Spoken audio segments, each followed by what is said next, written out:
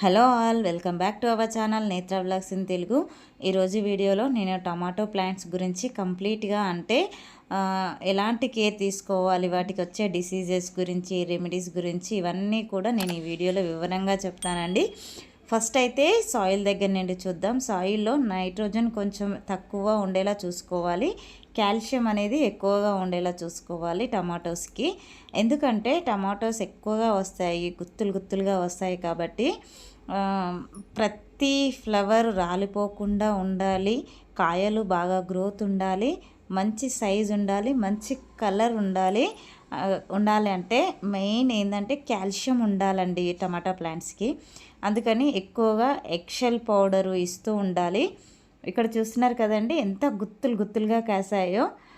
ఇక్కడ బంతి ప్లాంట్ కూడా నేను మిడిల్లో వేశానండి, నెమ్టోడ్స్ రాకుండా ఉండడం కోసం. కానీ బంతి చెట్లు కొద్దిగా ఎక్కువ అయిపోయాయేమో అనిపించింది. 3 ప్లాంట్లు వేశాను, దాంట్లో ఉన్న బలమంతా కూడా మనకి బంతి మొక్కలు అయితే తీసుకుంటున్నాయి అనిపించింది. ఒక్కటి వేసుకుంటే సరిపోతుందేమో అనిపించిందండి.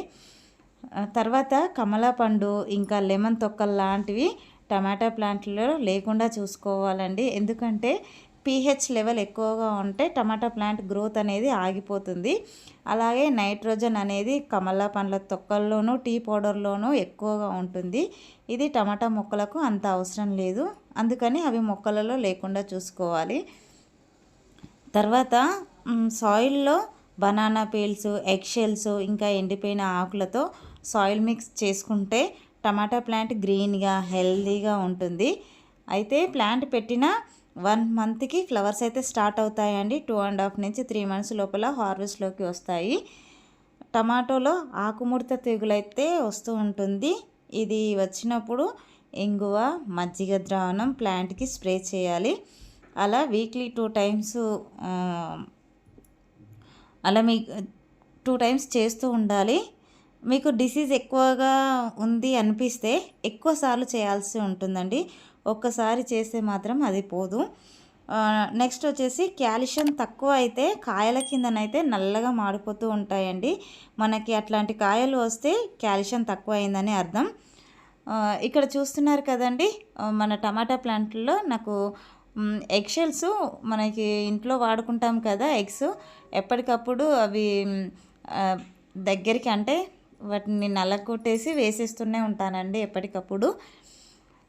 ఇప్పుడైతే మనము చూస్తున్నారు కదండి, సాయిల్ని అయితే ఎప్పుడు కూడా ఇలా లూజ్ చేసుకుంటూ ఉండాలండి.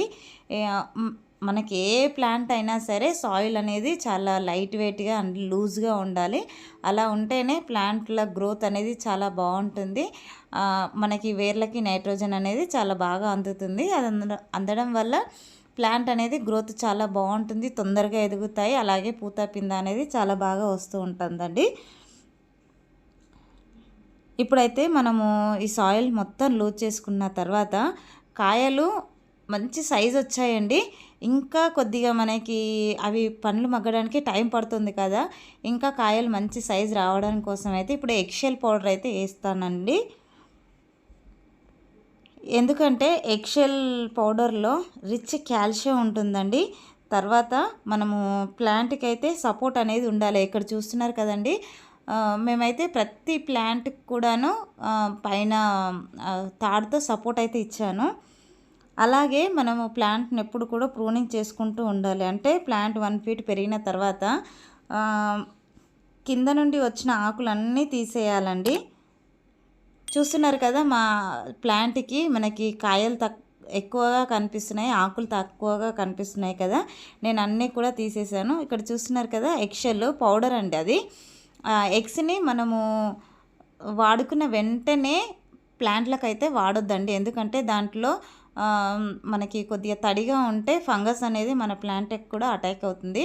అయితే ఒక 2-3 డేస్ ఆ ఎగ్స్ని మనము ఎండలో ఎండబెట్టుకున్న తర్వాత మిక్సీ పట్టుకొని ఇలా పౌడర్లా చేసుకొని మన మొక్కలకి ఇస్తే, పౌడర్ రూపంలో ఇస్తే మన ప్లాంట్లు అనేది తొందరగా గ్రహిస్తాయండి. ఇక్కడ చూస్తున్నారు కదండి, ప్రతి ప్లాంట్కి అయితే వేసేస్తున్నాను. అలాగే మనకు చిన్న చిన్న స్టెమ్స్ అయితే కింది నుంచి వస్తూ ఉంటాయండి. వాటిని కూడా మనం అస్సలు ఎంకరేజ్ చేయొద్దు. ఎప్పటికప్పుడు తీసేసుకునే ఉండాలి. పైన వచ్చే బ్రాంచెస్ని మాత్రము ఎప్పుడు కూడా సపోర్ట్ ఇస్తూనే ఉండాలండి. సపోర్ట్ ఇవ్వకపోతే దానికి వచ్చిన కాయలకి బరువు మోయలేక ఆ స్టెమ్స్ అని ఇరిగిపోతూ ఉంటాయి. నాకు అలాగే 2 స్టెమ్స్ అయితే ఇరిగిపోయాయండి. నేను సపోర్ట్ ఇచ్చినా సరే వైర్ అనేది కొద్దిగా లూజ్ అవ్వడం వల్ల నాకు 2 స్టెమ్స్ ఇరిగిపోయాయండి. చాలా బాధ అనిపించింది. చాలా కాయలు ఉండే దానికైతే.